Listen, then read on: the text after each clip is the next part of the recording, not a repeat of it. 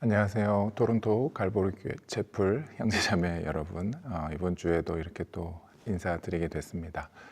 오늘은 밖에서 촬영을 하려다가 밖에 바람이 좀 많이 불어서 오늘은 히브리 대학교 내에 있는 회당에서 저희가 말씀을 전해 보려고 합니다.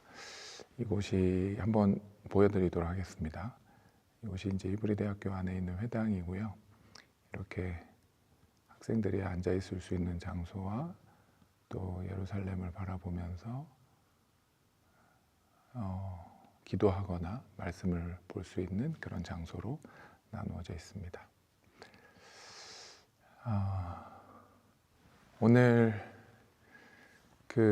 함께 나눌 말씀은 여러분도 잘 아는 그런 말씀입니다. 산상수훈에 나와 있는 말씀이죠. 눈이 우리 몸에서 차지하는 역할은 매우 중요합니다. 사실 눈에 대한 얘기를 제가 하는 것은 그렇게 바람직하지는 않을 수 있습니다. 제가 어렸을 때부터 눈이 작다는 이야기를 많이 들어서 눈을 뜨라는 이 설교의 제목과 저와는 어떻게 보면은 안 맞을 수도 있고 또 반대로 어떻게 보면 잘 맞는 말씀일 수도 있을 것 같습니다.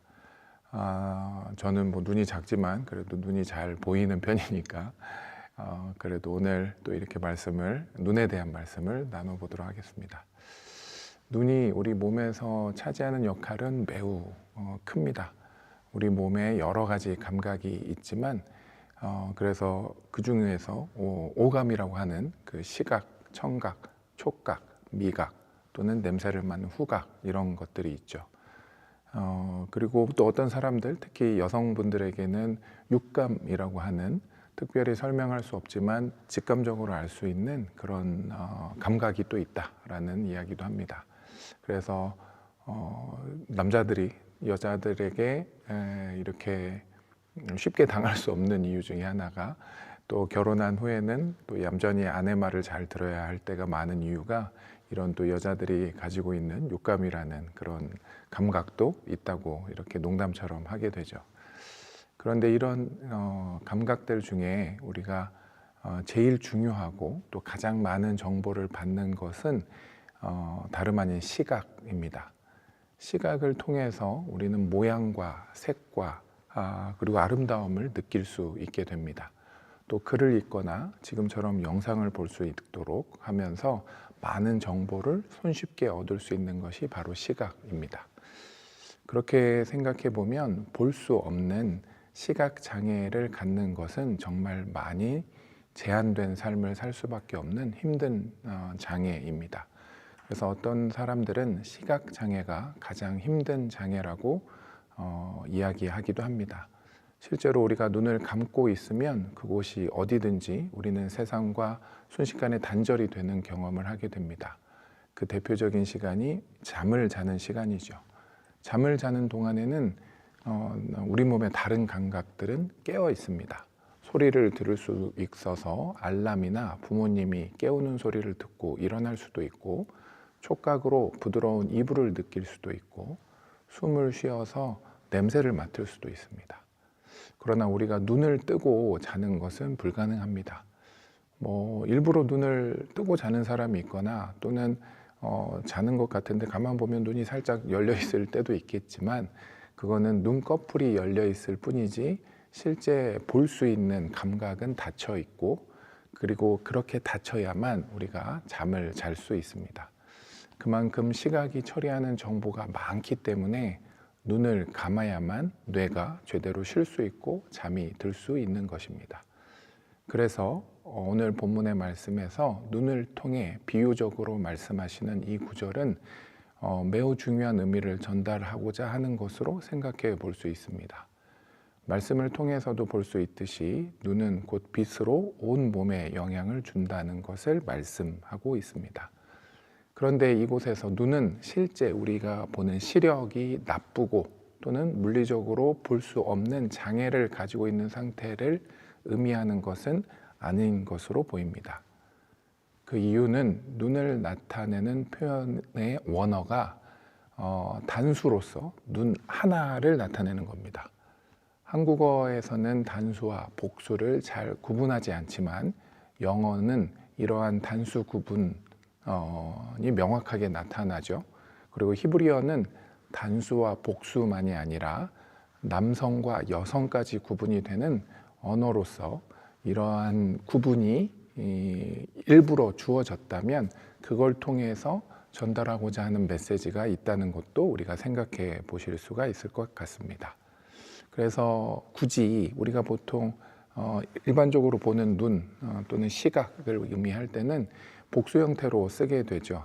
눈이 두 개니까 보통 그렇게 이야기를 하는데 딱 눈 하나라고 이야기하는 것을 생각해 보실 필요가 있다는 거죠. 즉, 이 말씀에서 나타나는 것은 우리가 시각적으로 볼 수 있는 눈을 나타내기보다 비유적으로 그리고 영적으로 중요한 의미를 갖고 있다라고 볼 수 있을 것 같습니다. 그래서 그걸 이해하기 위해서는 이 성경 본문의 앞뒤 문맥을 함께 살펴보아야 합니다. 본문의 앞에 말씀을 한번 읽어보도록 하겠습니다. 너희를 위하여 보물을 땅에 쌓아두지 말라. 거기는 좀과 동록이 해하며 도둑이 구멍을 뚫고 도둑질하느니라. 오직 너희를 위하여 보물을 하늘에 쌓아두라. 거기는 좀이나 동록이 해하지 못하며 도둑이 구멍을 뚫지도 못하고 도둑질도 못하느니라. 내 보물이 있는 그곳에는 내 마음도 있느니라. 그리고 본문이 나옵니다. 그리고 이 본문 뒤에는 다시 말씀이 이어지는데요. 한 주인이 두 주인을 섬기지 못할 것이니 혹 이를 미워하고 저를 사랑하거나 혹 이를 중히 여기고 저를 경히 여김이라. 너희가 하나님과 재물을 겸하여 섬기지 못하느니라. 그래서 오늘 이 본문의 말씀이 앞뒤로 모두 재물에 대한 이야기, 재물을 하늘에 쌓아두는 것과 땅에 쌓아두는 것의 차이에 대한 것, 그리고 재물과 하나님을 동시에 섬기지 못한다는 이야기를 하고 있습니다. 그래서 눈에 대한 이야기가 나오는 오늘 성경 본문인 22에서 23절을 빼면 오히려 부드러운 흐름을 갖게 됩니다. 재물을 땅에 쌓아두는 것은 재물을 섬기는 것으로 진정 하나님을 섬기는 것이 아니라는 이야기로 쭉 이어지게 되죠. 그렇다면 이 이야기들 사이에 왜 눈에 대한 이야기가, 눈에 대한 말씀이 들어가 있을까요? 눈과 재물에 무슨 관계가 있을까요? 관계가 없다면 이곳에 들어가지 않아야 합니다. 말씀이 쭉 이어지는 것 과정에 예수님께서 눈에 대한 이야기를 재물과 연관이 있어서 하셨다는 것을 생각해야 합니다. 눈과 관련된 히브리적 비유적인 뭐 우리로 치면 약간 속담처럼 이렇게 표현 같은 것이 있는데요. 눈이 좋다, 눈이 나쁘다라는 이 표현은 시각적으로 내 눈이 좋아서 안경을 안 써도 되고 눈이 나빠서 저처럼 안경을 써야 된다, 그런 의미를 분명히 있겠지만 그런 문자적인 의미 외에도 관용적으로 전통적으로 사용되는 의미가 있습니다. 유대인들이 히브리어를 통해서 이렇게 말하는 의미는 눈이 좋다라는 표현은 너그럽다, 관대하다, 넉넉하다, 후하다라는 의미이고, 눈이 나쁘다라는 의미는 까다롭다, 박하다, 인색하다, 구두쇠다라는 것을 뜻합니다. 이와 같이 악한 눈에 대한 표현이 마태복음 20장 15절에도 나타납니다. 내가 선함으로 악하게 보느냐로 번역이 되었지만 조금 더 정확하게 번역을 하자면 내가 선함으로 왜 너의 눈이 악하느냐라는 뜻으로 번역해 볼 수 있습니다.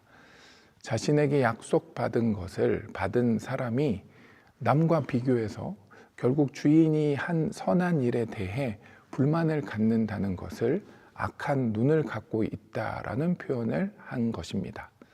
아니, 좀 더 직설적으로 말한다면 일의 대가를 후하게 지불하는 주인의 행동을 이해할 수 없는 인색한 마음을 탓하시는 것입니다. 어찌 보면 이 하인의 주장, 그 일꾼의 주장이 정확하고 공정한 것 같지만 그 마음속에는 다른 사람에게 은혜로 주어지는 것에 대한 시기와 질투와 불만이 나타나고 있다고 볼 수 있습니다. 눈이 좋다라는 의미는 불평하지 않고 처한 환경에 감사하는 것만을 의미하지는 않습니다. 기쁜 마음으로 적극적인 나눔과 베품을 의미합니다. 재물을 땅에 쌓지 않으면서 하늘에 쌓는다는 것의 의미는 자신의 재물을 하나님을 위해서 사용해야 하는 것입니다. 즉, 주변의 어려운 이웃을 살펴보고 그들에게 넉넉히 후하게 필요를 채우며 도우라는 말씀입니다. 반대로 악한 눈을 가진 사람은 주변 이웃의 부족한 것에 무심한 것만을 말하는 것이 아니라 생색을 내는 도움 또는 도와주면서도 인색한 도움을 말한다고 할 수 있습니다. 즉, 하나님께서 이 땅에서 나에게 맡기신 것을 필요한 곳을 찾아 적극적으로 그리고 최대한 기쁜 마음으로 후하게 나누는 것이 바로 성한 눈, 좋은 눈을 말하는 것입니다. 다시 한번 본문의 말씀을 읽어보겠습니다. 눈은 몸의 등불이니 그러므로 내 눈이 성하면 온 몸이 밝을 것이요 눈이 나쁘면 온 몸이 어두울 것이니 그러므로 내게 있는 빛이 어두우면 그 어두움이 얼마나 더하겠느냐. 성한 눈, 후한 눈, 너그러운 눈을 가지고 계신가요? 주변 이웃의 결핍과 어려움을 열심히 살피고 적극적으로 그리고 후하게 채워주고 계신가요? 우리가 어두움이 아닌 빛으로 살라고 말씀하셨습니다. 하나님의 영광을 밝히 나타내야 하는 빛으로 살기를 여러분 모두가 원하실 것입니다. 그렇다면 눈을 크게 뜨고 주변을 살피시고 넉넉하고 후하게 베푸시기 바랍니다. 이 일을 위해서는 꼭 생각해야 되는 중요한 원리가 한 가지 있습니다. 우리가 후하게, 넉넉하게, 기꺼이 베풀어야 하는 대상이 누구인지를 생각할 때 꼭 필요한 원리입니다. 첫 번째 원리는 이 말씀이 속해 있는 산상수훈에 잘 나타나는데요. 마태복음 5장 43절부터 48절의 말씀입니다. 또 내 이웃을 사랑하고 내 원수를 미워하라 하였다는 것을 너희가 들었으나 나는 너희에게 이르노니 너희 원수를 사랑하며 너희를 박해하는 자를 위하여 기도하라. 이같이 한즉 하늘에 계신 너희 아버지의 아들이 되리니 이는 하나님이 그 해를 악인과 선인에게 비추시며 비를 의로운 자와 불의한 자에게 내려 주심이라. 너희가 너희를 사랑하는 자를 사랑하면 무슨 상이 있으리요? 세리도 이와 같이 하느니라. 또 너희가 너희 형제에게만 무난하면 남보다 더하는 것이 무엇이냐? 이방인들도 이같이 아니하느냐? 그러므로 하늘에 계신 너희 아버지의 온전하심과 같이 너희도 온전하라.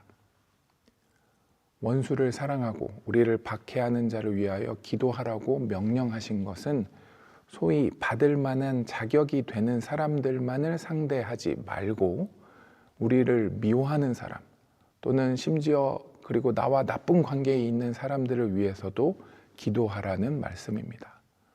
우리가 사랑하는 자를 사랑하면 우리에게 베풀 만한 자들에게 베풀면 하늘에서 우리에게 무슨 상이 있겠느냐라는 말씀입니다. 하나님이 그 햇빛을 선한 사람들에게만 비추시는 것이 아니라 악인과 선인 모두에게 비추시고 비를 의로운 자만에게 내려주시는 것이 아니라 불의한 자에게도 동일하게 내려주시는 것처럼 하나님께서 허락하신 기회가 주어진다면 그 대상이 우리 눈으로 보기에는 받을 자격이 되지 않는다 하더라도 넉넉히 후히 충분히 기쁨으로 우리의 재물을 그리고 우리의 시간을 기꺼이 나눠 사랑을 베풀며 그들의 필요를 채워야 합니다. 그리고 두 번째 원리는 갚을 능력이 없는 자들에게 베풀어야 한다는 것입니다. 우리의 원수된 자들만이 아니라 우리에게 다시 되갚을 사람이 없는 자, 이에 대한 말씀은 누가복음 14장 12절에서 14절에 잘 나와 있습니다. 또 자기를 청한 자들에게 이르기를 내가 점심이나 저녁이나 베풀거든 벗이나 형제나 친척이나 부한 이웃을 청하지 말라. 두렵건대 그 사람들이 너를 도와 도로 청하여 내게 갚음이 될까 하노라. 잔치를 베풀거든 차라리 가난한 자들과 몸 불편한 자들과 저는 자들과 맹인들을 청하라. 그리하면 그들이 갚을 것이 없으므로 내게 복이 되리니 이는 의인들의 부활 시에 내가 갚음을 받겠음이라 하시더라.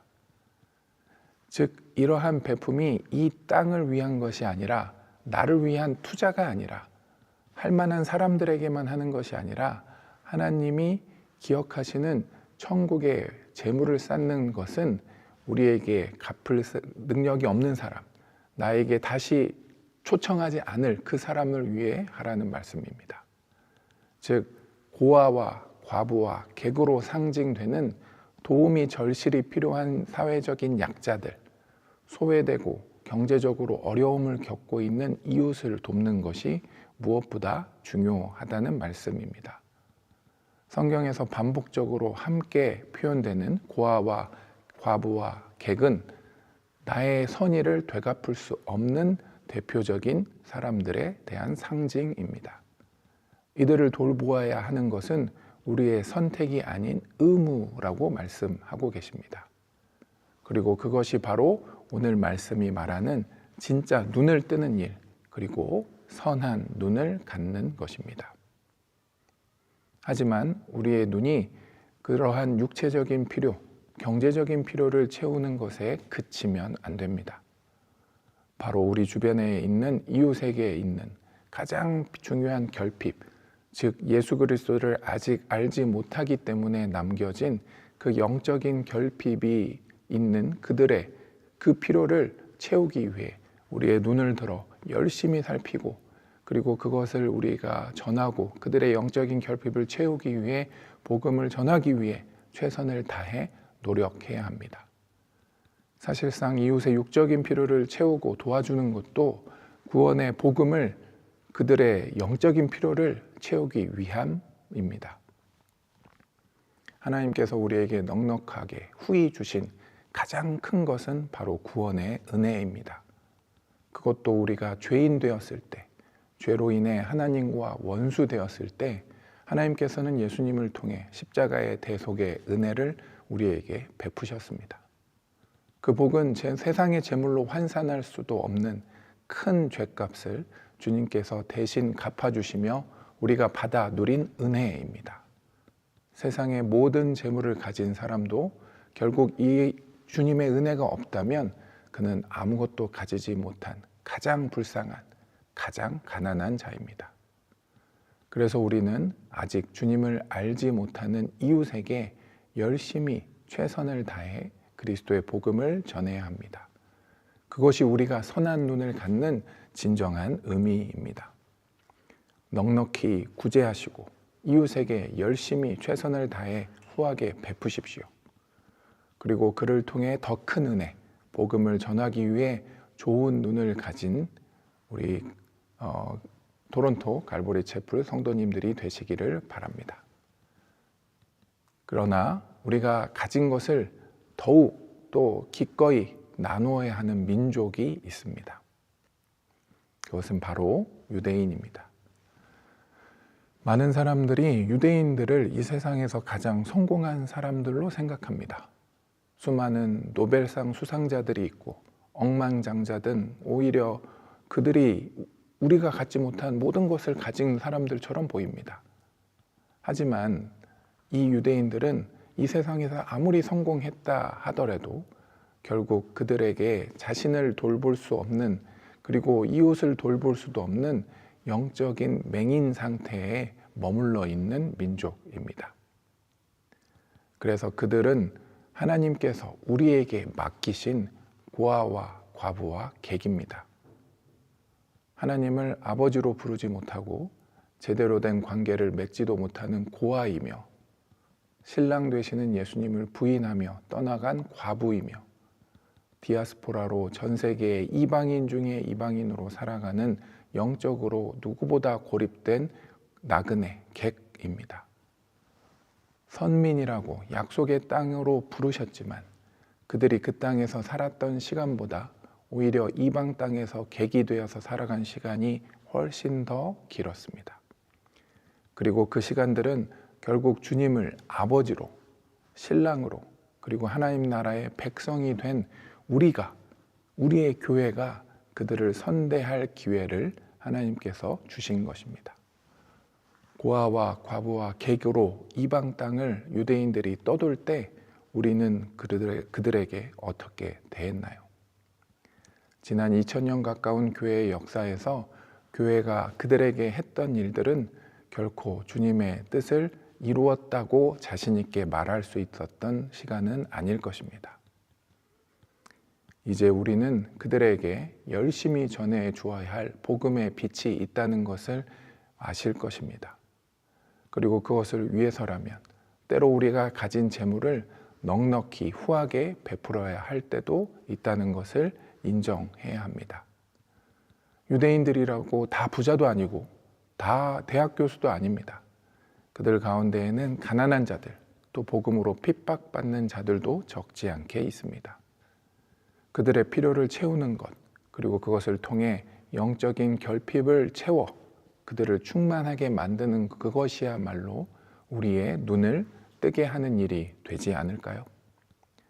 하지만 우리가 그들의 영적인 결핍에 대해 무관심하다면 우리는 반대로 어떻게 될까요? 다시 질문하자면 이스라엘이 유대인이 맹인이 된 이유, 보아도 보지 못하는 영적인 맹인이 된 이유는 무엇인가요? 하나님께서는 이스라엘 백성에게 이렇게 말씀하십니다. 이사야서 42장 6절에서 7절입니다. 나 여호와가 의로 너를 불렀은즉 내가 내 손을 잡아 너를 보호하며 너를 세워 백성의 언약과 이방의 빛이 되게 하리니 내가 눈먼 자들의 눈을 밝히며 갇힌 자를 감옥에서 이끌어내며 흑암에 앉는 자를 감방에서 나오게 하리라. 바로 이것이 이스라엘을 하나님의 백성으로 택하신 이유입니다. 하나님께서는 그들을 택해 어두움 가운데 볼 수 없는 맹인과 같은 삶을 살아가던 이방인들을 비추는 밝은 빛으로 부르셨습니다.